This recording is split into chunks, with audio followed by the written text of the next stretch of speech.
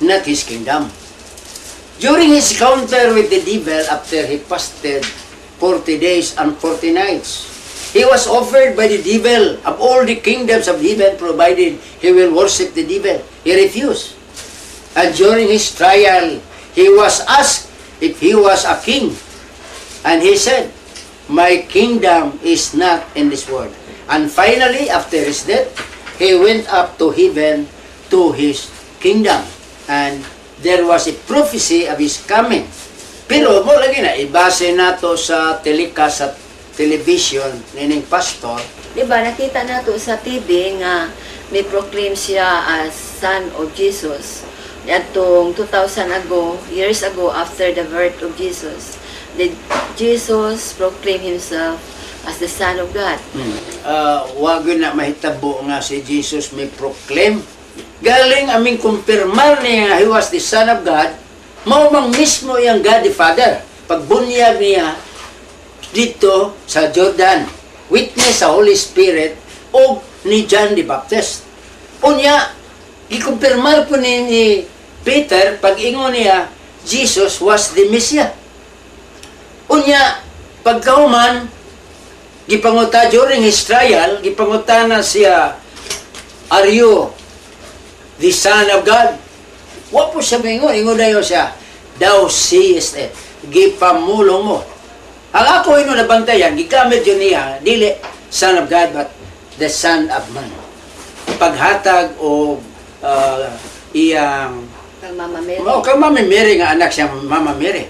Kuya Brad, sayo nun nandiyan niya pag self-proclaim nga anak siya ni Jesus. Sayo raman po pag self-proclaim, sayo raman na. Ha? Ako makahimo mago. Ako na buhaton. Ako dito sa among bukid sa Kantawhan, Naga, Cebu. Dito, gireveal ni Jesus Christ nga may Father ang tanan. Kung si Moses nagkinahanglan og 40 years to learn, kining pastor 5 years lang kana. Pero ako 1 minute lang. Kay bright man ako. O within 1 minute, I pass with flying colors. God listen and tasting. Kung Sayo ra no? Kung sayo ra ng pag-proclaim or self-proclamation, ngano lagi Brad, amang kamo proclaim nga naaman sa kay TV, program o radio program. Aron ko katawan. Aron ako biyayon. Ug doon na iyan mo to. Mga impinlo ka lang silang tanan. Kaya wa naman na magsubay sa Biblia. I will never do that. Bisag sa yun ra ang self-proclamation. Kaya nga naman lagi Brad, nga may proclaim ang kang nga charismatic lawyer who changed the theories and modalities of the medical world. Lahi man na, Sister Mercy, kay wa man kumuklaim nga I am the Son of Jesus.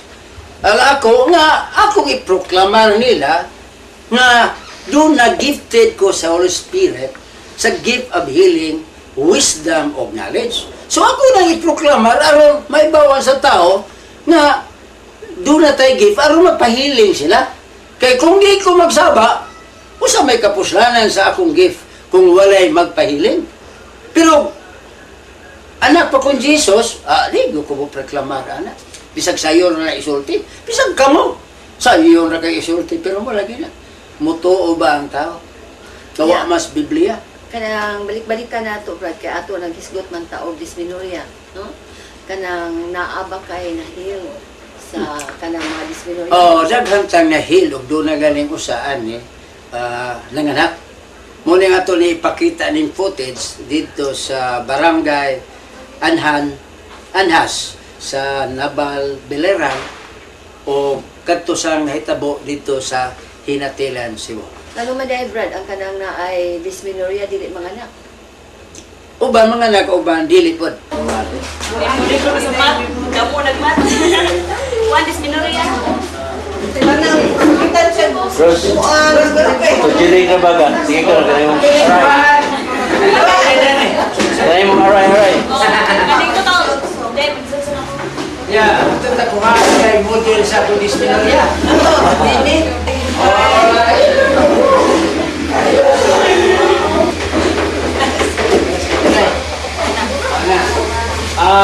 Memory. Kato. Si Rosie. Rosie. Dagaw, ninyo. So, kining dysmenorrhea, wa pa gini makita sa sensya. Sakit na gini sa ilong sa klase na. No? Pila na ito yung dysmenorrhea?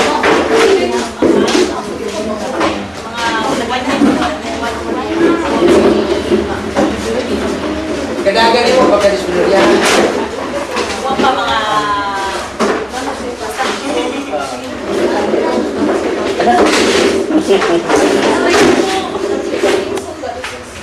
Yan, sakit pa. Ano ba yung sakit? Marami na ba dysmenorrhea? Tanang Kisay nga na ito, Mrs. Lourdes Baron, Pilay edad. 30 years old. 30 years old. Kini mong tapat, kisa man. Pumasban, Kisay, ano? Raymond Baron, Usa ba mong trabaho? Dicker Walker, Teacher worker. Ano yung mong husband? Teacher. Lain niya magko itong July 4, no? 31. July 31, 2004. Nagpa-healing man kanya, no? Usa man ito imong problema. ay kahiling ko ato parte sa kong ulcer, na nagpahiling ko para mabuntis. Mabuntis. Kahit pila na ba niyo mo katuig nagbinyuay? 2 years ka pre na. Yawag yun mo mabuntis. Lagi. Oo. Ato man ito kining dili mga na saan eh. O nahuman naman Tita Mers, nakita naman nila. O karon mag-healing section na kita. Kadtong naka-undergo o spiritual cleansing, nakakumpisal, nakalawat, kung wala mortal sin. Iyawhag ko kamo na appeal ning atong healing karon. Ikapa ang tanang parte sa inyong mga lawas na doon na mo mga may alignment and place yourselves in the presence of the Lord. Sa kalasamahan, sa anak, sa Diyos, sa Espiritu Santo. Amen. In the name of Jesus of Nazareth, our greatest healer, I cast all misalignment causing dysmenorrhea, asthma, lung ailments, hypertension, and other diseases. In the name of Jesus of Nazareth, realign them all. In the name of Jesus, giver of life, shower us with your infinite love and serve us today, your realignment. Thank you, Jesus, for touching us. Thank you, Jesus, for healing us.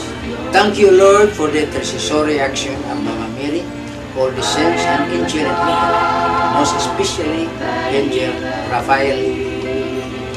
Praise the Lord.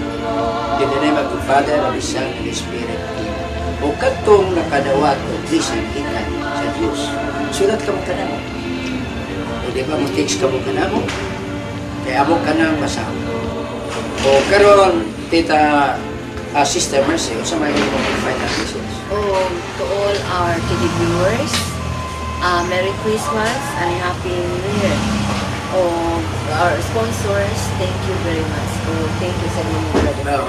Sa atong mga nagasubayan ng atong telecast. Thank you for being with us until the next.